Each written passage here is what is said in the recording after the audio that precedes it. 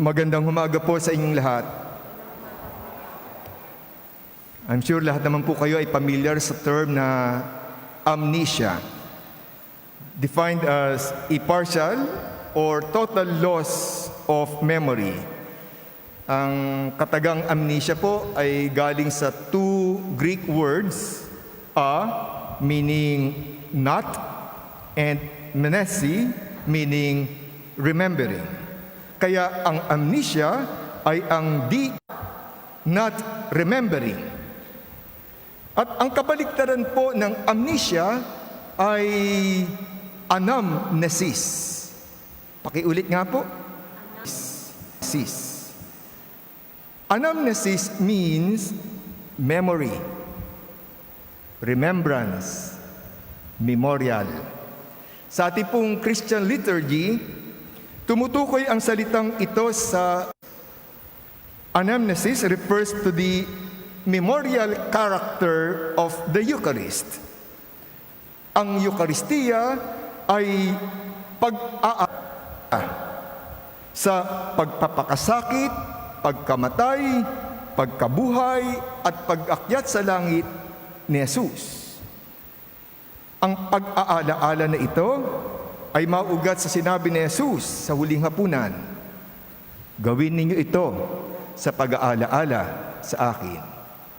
Do this in memory of me." Bakit ko ba sinasabi ito? I'm telling you this to understand better today's feast. Ipinagdiriwang po natin ngayon ang dakilang kapistahan ng banal na katawan at dugo ni Kristo, Corpus Christi. Ipinagdiriwang po natin ang kapistahan ng Eucharistia. We have to understand what we are doing in the Eucharist is not just remembering something that happened in the past. Rather, it is also making present today what Christ has done yesterday. Making present today what Christ has done yesterday. Ang Eucharistia ay pagsasangayon o pagbibigay buhay ngayon sa ginawa at ginampanan ni Kristo.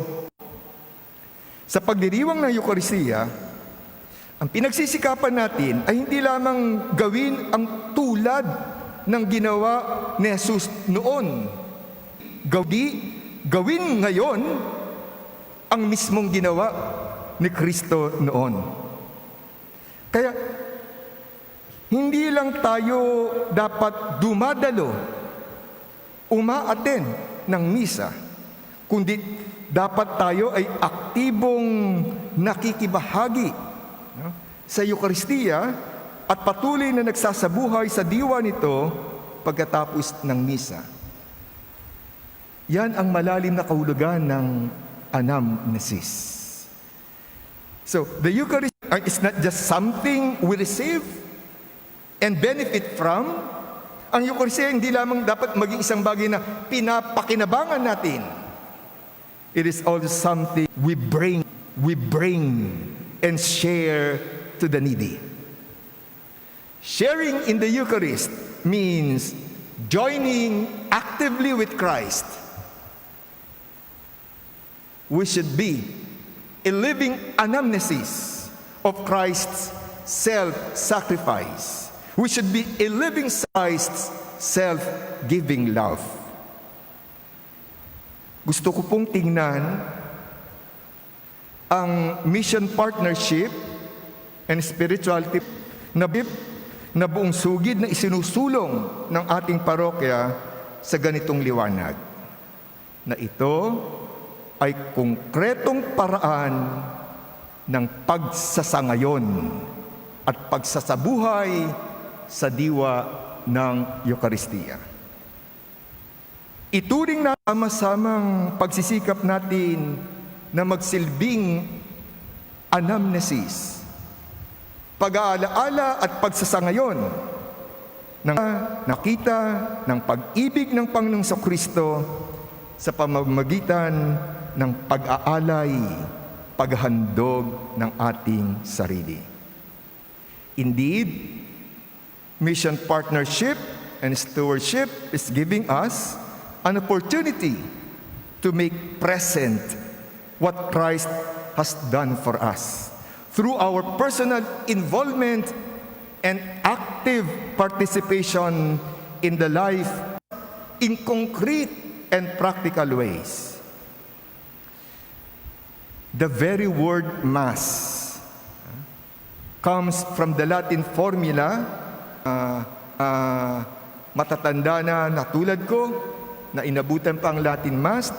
Sa pagtatapos ng misa, sinasabi ng pare ay, ite missa est. Na ibig sabihin ay, go, the Mass is ended, be sent forth. Tapos ng pagdiriwang ng misa, humayo kayo. Ite missa est. So, the words Mass and mission come from the same source. Kaya hindi natin maaring ihiwalay ang pakikiisa natin sa misa o hindi natin maaring ihiwalay sa pakikibahagi natin sa misyon ni Kristo. Kaya, hindi sapat na tayo ay nagmimisa, kundi dapat tayo rin ay nagmimisyon. Ang misa at ang misyon ay iisa. We cannot really understand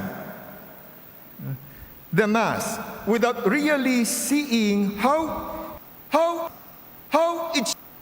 it should lead us to take up our mission as Christians, how we should be Christ's mission partners. Kaya hindi lang tayo dapat dumadalo sa misa, kundi tayo dapat ay mission partner ni Kristo. Saint Augustine tells us that every time we participate in the Eucharist, every time we receive the body and blood of Christ, we must be transformed into Christ. We must become Christ ourselves. Wow! Talagang wow! Ang bigat ng kahulugan at implikasyon niyan. Hindi ba kayo kinikilabutan na sa pakikibahagi natin Eucharistia, tayo ay dapat nagiging Kristo. Kristo sa isa't isa. Now, we have to translate this profound idea into practical terms. Let me put it this way. Sa pakikibahagi natin sa misa, we must be transformed in such a way that we become food and drink ourselves. That's why I consider our community pantry as a manifestation of this. Para sa akin, ito ay isang extension of the Eucharist. Sapagkat dito ay patuloy na ibinibigay ni Jesus ang kanyang sarili bilang pagkain at inumin para sa mga nagugutom at naghihirap. Siyempre, kasama tayo at sa pamamagitan natin. Sa pamamagitan ng ating pagbabahagi at ng ating generosity. Sa ating pagmimisa, we must be transformed in such a way that we become good news to others. Kailangan muna tayong mababad at mabusog sa mabuting balita na ipinahayag sa misa. Siguro mas maganda, mas powerful image ay yung kinakailangan tayo ay saturated and marinated of the good news. Kailangan natin to kasi Sa ngayon, masyado tayong exposed at bugbog sa bad news and fake news, lalo na sa social media. It is only when we are imbued or marinated with the good news that we can truly become good news to others. Sa ating pagmimisa, we must be transformed in such a way that we become Christ's love. By loving, not just the loving and lovable, but even the seemingly unloving and unlovable people. Magmahal, hindi batay sa nararamdaman natin sa isang tao, kundi batay sa pag-ibig ni Kristo sa atin. Kapag tinatanggap natin ang paghahandog ni Jesus ng kanyang sarili, kapag tinatanggap natin ang kanyang katawan at dugo, at kapag pinipili nating panibaguhin tayo nito sa paraang tayo ay nagiging katawan at dugo ni Kristo para sa iba, tayo ay nakakapagbigay, nakapagbahagi ng ating sarili sa ating kapwa. Mga ginigiling kong kaibigan, dapat maangkin natin na ating-atin ang mga kataga ni Kristo. At masabi rin natin ng buong katapatan, ng buong katotohanan, ito ang aking katawan na ihahandog para sa inyo. Ito ang aking dugo na ibubuhos para sa inyo.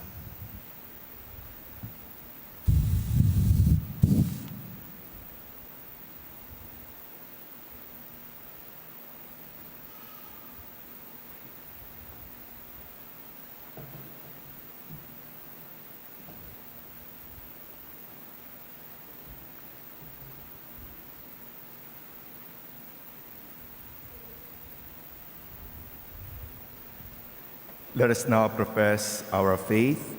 I believe in one God, the Father Almighty, maker of heaven